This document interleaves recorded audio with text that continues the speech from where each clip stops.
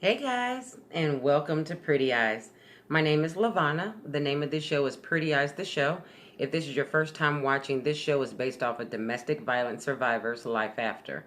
Also, if this is your first time watching or tuning in, please subscribe, hit that bell, so that way you can get future notifications of things that are coming forth. Tonight, guys, I just want to basically express that Happy New Year, first and foremost. This is the first show of 2021. And I just want to say thanks for all the love and support for everybody that's been reaching out, sending the information over to people that may be very useful for them, something that can benefit someone. If you're not in an abusive relationship, that's awesome. If you're just coming out of abusive relationship, hopefully this will encourage you and help you to find ways to show those pretty eyes. The main thing about this show is to let you know that there is life after being in a bad situation. There's plenty of men and women that has been going through domestic violence for years, years on top of years, and I feel that it is my duty to try to encourage someone. I'm also a domestic violence survivor 20 years ago, but it's never too late to tell your story.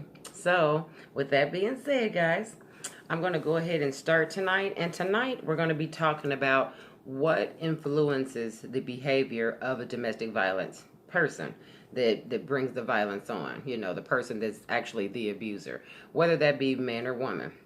So if you want to jot some notes down, feel free.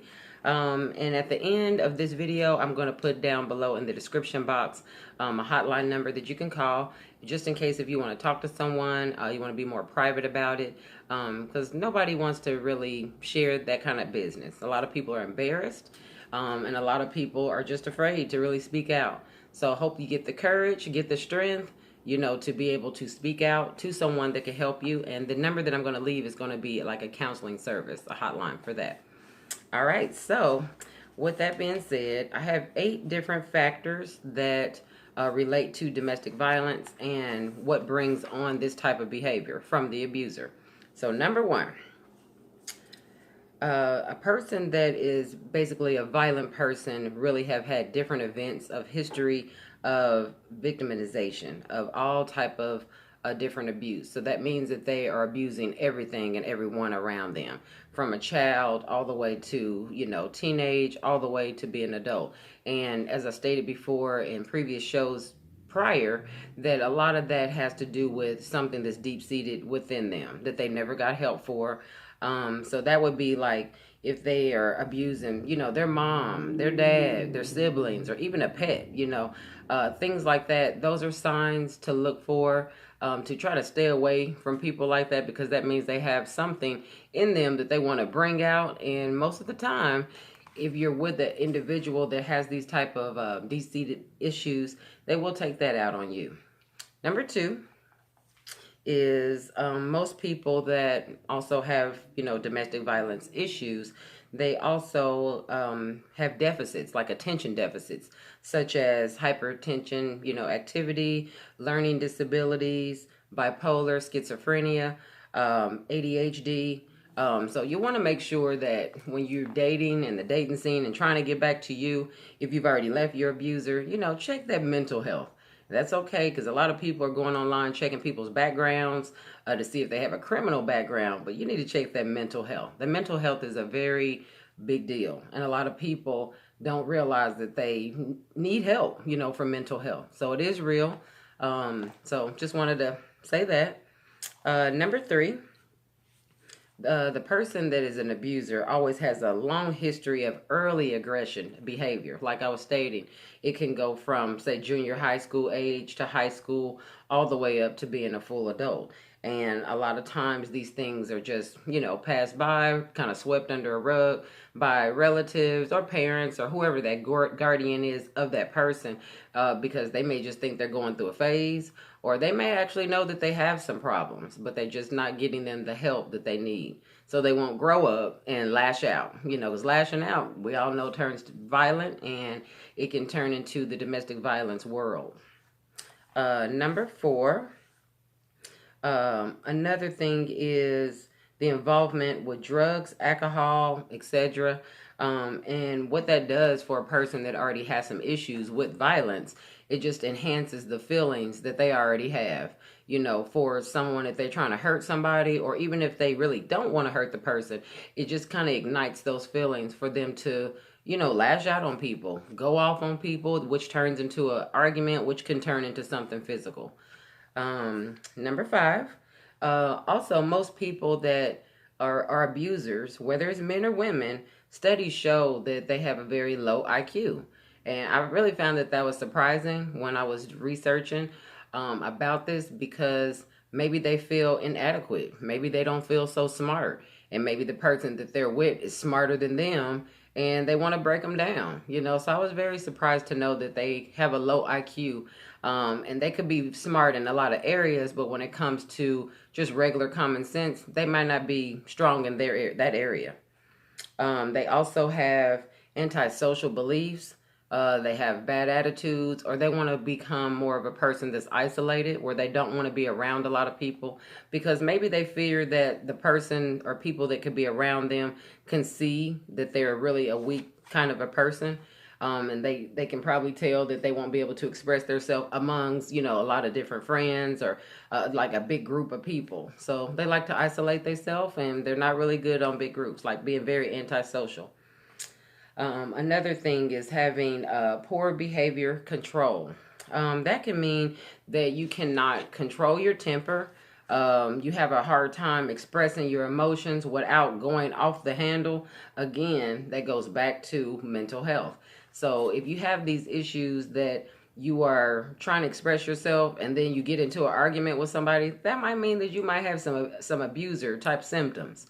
So if you know someone that's like that, or you got away from somebody that's like that, that's very good. But if you do know someone that's like that and you're still in that involvement, take yourself out of there, because there's no time to waste. And 2021 is the best time to love on yourself. We all know that in 2020, we all had a rough time. A lot of different things happened in the U.S. for us, all over the world, not just necessarily in the U.S., just all over the world, because not just the pandemic, but lots of jobs, lots of people being furloughed, kids being at home with the parents or the abuser. One parent may still kept their job, and the other person maybe had to be furloughed. Who knows?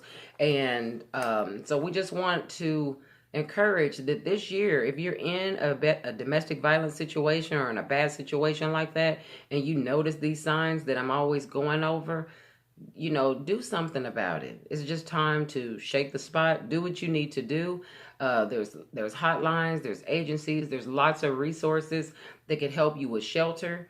They could also help you with food, pantry, different things, So I don't want anybody to ever feel like, oh, I don't have anywhere to go, or I don't have enough money. There's so many different resources that if you really, really wanting to get out of that situation. All right. Also, number 7. All right. This one is basically about being social and cognitive, with the info or processing different info and the ability to learn something new. So, with that being said, that is about a person that maybe want to learn something, and they have all these built up anger issues that are inside, where they feel like they're inadequate again, and they get frustrated within, but then they take the frustration out on someone, whoever's nearest to them. That could be the wife, the husband, the girlfriend, the boyfriend, the significant other, whoever that is. And as I told y'all before, that women are not the only ones that go through domestic violence. There's plenty of men that go through domestic violence as well. And as I was doing some studying, I noticed that there are 1 in 4 women that die every day from domestic violence, and there are 33 men a year that die from domestic violence. So it is real. These were just new numbers that was back in 2020. So that means that it's more rapid. Before it was a lot lower, especially for the men. So just, take a thought about that.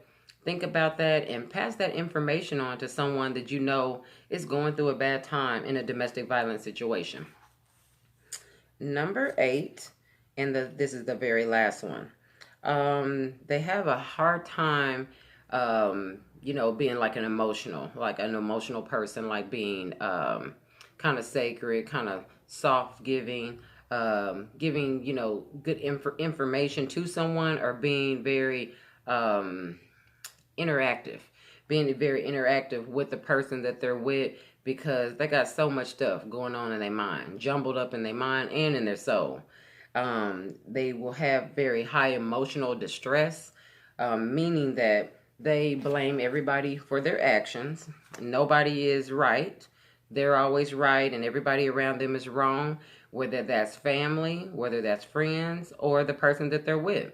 So I just want to say that this is a very important situation, and I say it so much, so I don't want to sound like a broken record, but the bottom line to this is, if you don't get yourself out of that situation, there will be no more you. And I don't mean in a physical sense. I mean, like, first it picks at your soul, your mind, your spirit, breaking all those things down. And if all those things are gone and broken down, you're just walking around, dead pretty much. And you got to build yourself up. You got to believe in yourself. As I told you guys before, love yourself, forgive yourself. It's not your fault. You were not, in a deserving manner to be treated that way. However you were treated, only you know. But if you know that you're still in it, and you're still seeing different signs of things that are happening that is not right, and you're still there, it's just time for you to go. It's time for you to leave, pack up your stuff. For me, I left with the clothes on my back, and I started all the way over. So I guess it depends on where your mindset is at. If you really, really want to get out of a bad situation and start your life over, it can happen. And because I just want to stress that if this is not for you, turn it over to someone that can really use this information. I always say, whether that's a family member, friends, co-worker, just a person that you may talk to every day. We've already went over all the signs, so you already know what the signs are. So just be encouraged, guys. Don't let anybody abuse you in any kind of manner.